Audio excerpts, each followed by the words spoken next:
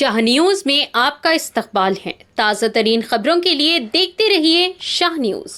మొన్న రేవంత్ రెడ్డి గారు కొడంగల్ నియోజకవర్గంలో వాళ్ళ కార్యకర్తల సమావేశాన్ని నిర్వహించుకొని ఆ కార్యకర్తల సమావేశాల్లో వారు చాలా వ్యాఖ్యలు చేశారు. మీడియా అంతా కూడా వారు చేసిన మాటల్ని పెద్ద ఎత్తున ప్రచారం చేసింది. నేను వారు చేసినటువంటి వ్యాఖ్యల పైననే ఈరోజు స్పందించదలుచుకున్నా.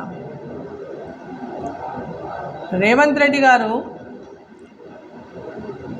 మొన్న అసెంబ్లీ ఎన్నికల్లో వాళ్ళు గెలిచిండ్రు. ఆ ఎన్నికల్లో వాళ్ళు గెలవడానికి పనిచేసిండ్రా లేకుంటే పక్కోళ్ళు గెలవడానికి పనిచేసిండా?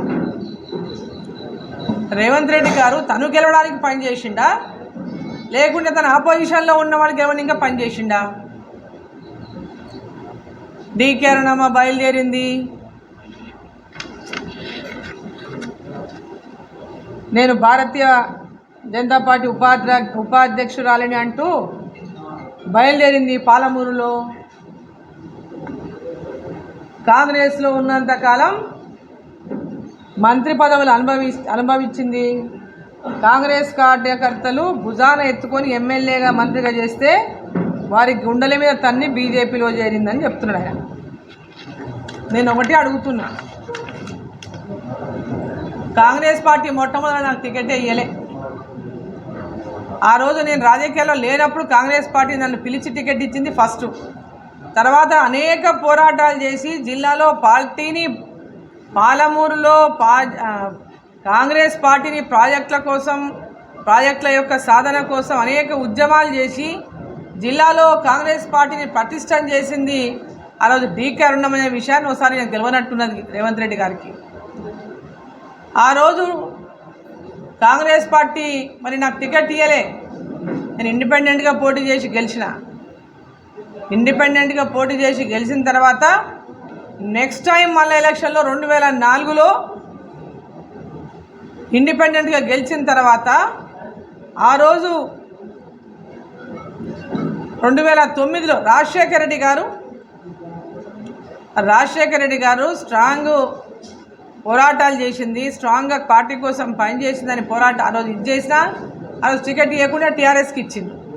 దాంట్లో రేవంత్ రెడ్డి గారు కూడా ఒక బాధితుడు, ఆయన కూడా కల్వకొచ్చి టికెట్ ఆశించిండు అన్నాడు. ఈరోజు వచ్చి కాంగ్రెస్ పార్టీ ఏదో అరుణమ్మని ఉద్ధరించింది అని మాట్లాడడము రేవంత్ రెడ్డి గారికి కూడా తెలుసు అన్ని విషయాలు, కాకపోతే రాజకీయం కోసం మాట్లాడుతున్నట్టున్నాడు. ఇది మంచి పద్ధతి కాదు.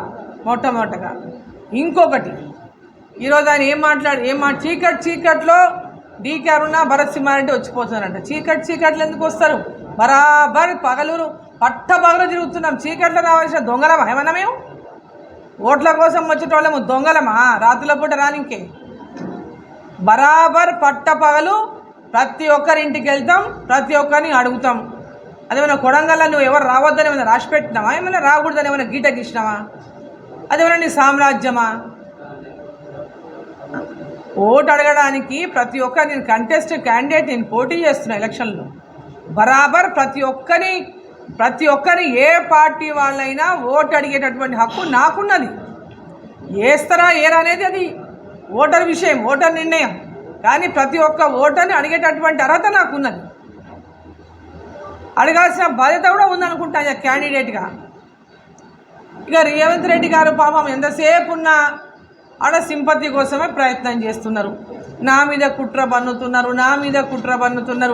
ఒక పక్క కుట్ర పన్నుతున్నారని కొత్తగా పాట మొదలుపెట్టిండు. మొన్నటిదాకానేమో నన్ను దించుతారంట అన్నాడు. ఇప్పుడేమో నా మీద కుట్ర పన్నుతున్నారంటారు. కుట్ర ఏందయ్యా? కుట్ర జర చెప్పు. కుట్ర అంటే ఎట్లుంటుందో అది? అంటే మేము గెలవడం అనుకోవడం నీకు కుట్రనా?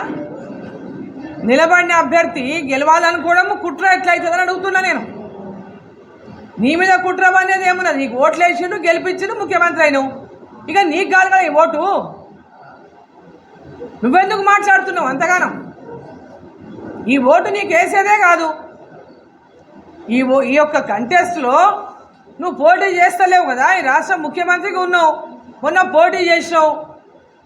ప్రజలు నీకు ఓటేసిండ్రు, ముఖ్యమంత్రిని అవుతా అని చెప్తే ఓటేసిండ్రు, గెలిపించిండ్రు, ముఖ్యమంత్రి అయినావు. ఇక అయిపోయింది. నువ్వు ఏమి హామీలు ఇచ్చినావు వాళ్ళకి హామీలు నెరవేర్చు. పార్లమెంట్ ఎన్నికల్లో అరుణమ్మ క్యాండిడేట్, అరుణమ్మ మీద ఎందుకు ఏడుస్తున్నావు? పొద్దుస్తమానం నువ్వు అరుణమ్మ జిల్లాకు పని చేయలేదా? నువ్వు పని చేసినావా చెప్పు. ఇద్దరం కలిసి పోదాం, 7 కన్నా పోదాం. జిల్లాకు అరుణమ్మ పని చేసిందంటారా, రేవంత్ రెడ్డి పని చేసిందంటారా? కలిసి పోదాం పదండి.